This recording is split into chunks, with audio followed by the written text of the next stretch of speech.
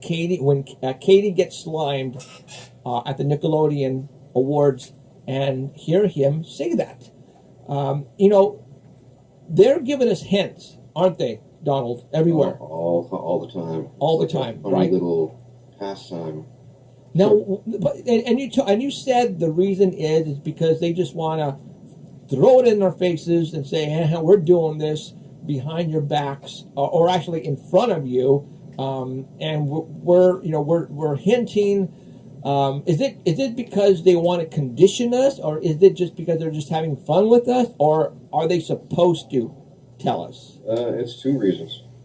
One, sometimes these people are literally a host, or there's even more. There's a way to cheat death and continue life as a clone too. But the people that do that, they don't want it to be found out about. They want Illuminati to continue, the cloning centers to continue, right? So they throw it out in the faces to show off, and then they'll all talk about it at cloning later on and laugh about it and people's reactions. But then there's other people, like Katy Perry. I've talked to her so many times at cloning. I helped her make songs there. Well, hey man, you got to tell her to come on the show. Yeah.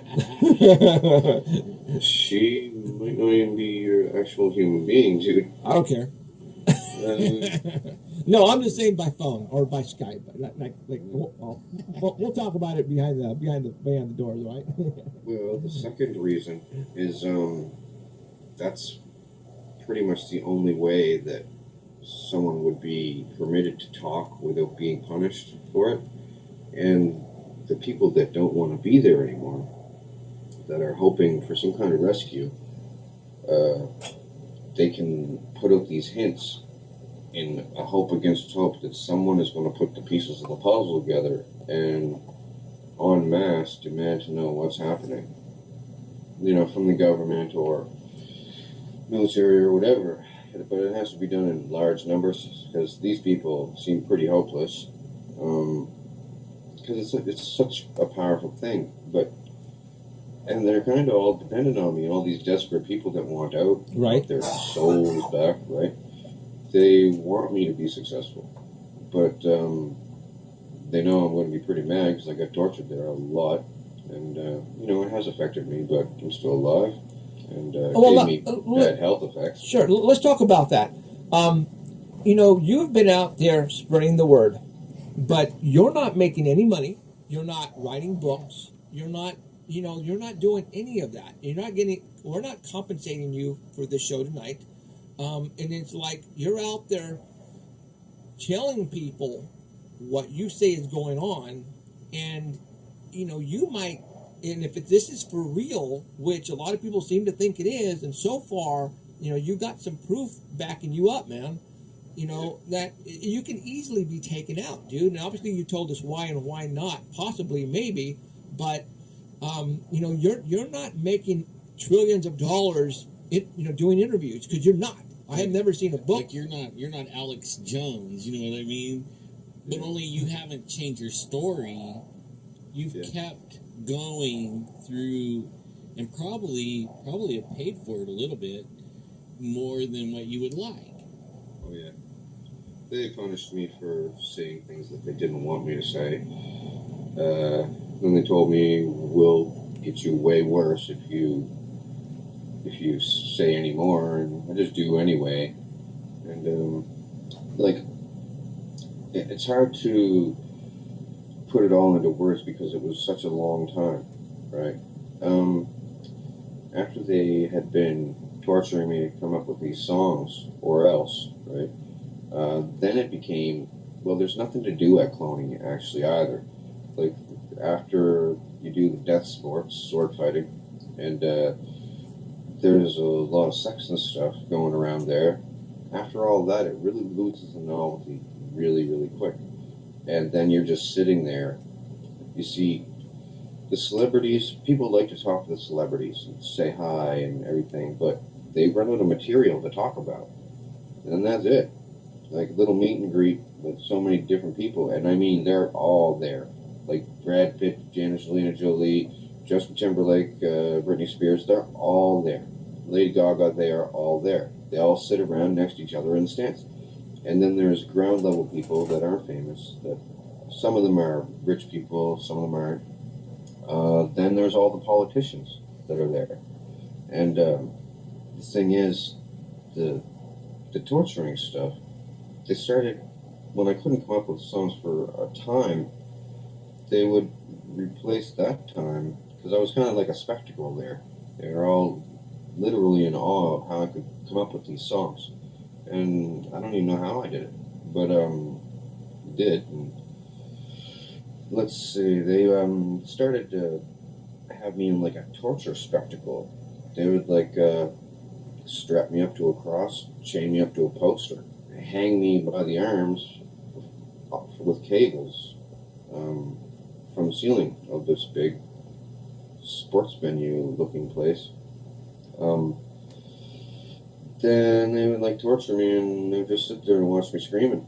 And they were all, well, some people were into it. They were like, oh, that's cool, we're so powerful, nobody can do anything to us. But then the other people that didn't actually like it, they have to play along like they do like it, or else they're going to be looked down upon by the rest, or they won't benefit by being promoted and endorsed.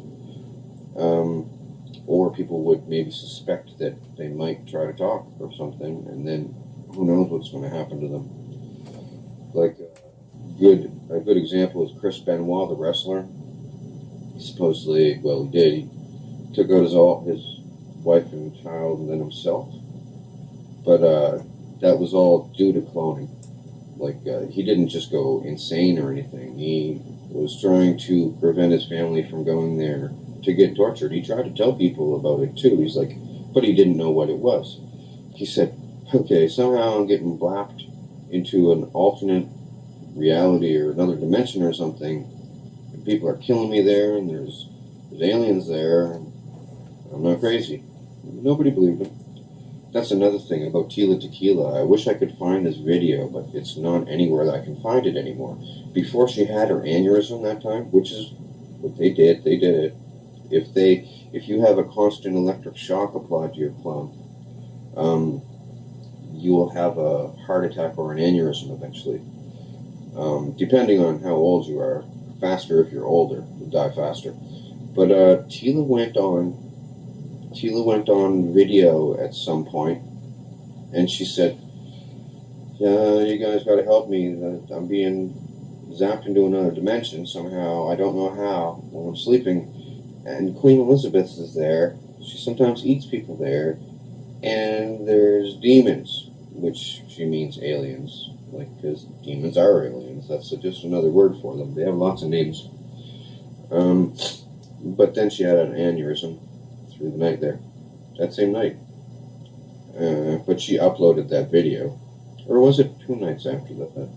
I don't know, but that was the cause. But then after that, she survived, only because they let her survive.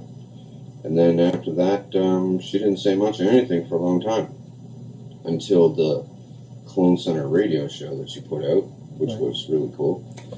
But after that night, they got her there and said, "What the hell are you doing?" Right? And she goes, well, Donnie says it, he's going to be fine. I said, "You're not Donnie, though."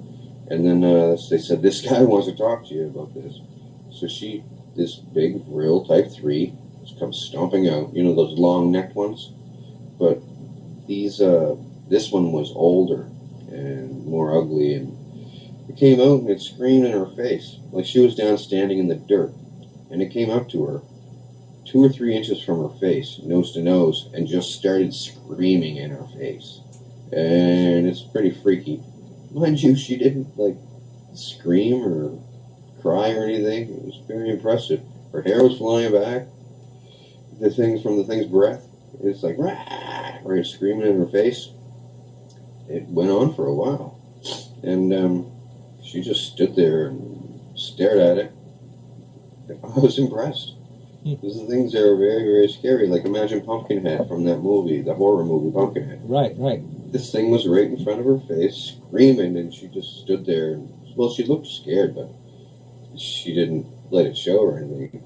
I was impressed. Wow. I watched it. I sat in the stands and watched it when it happened.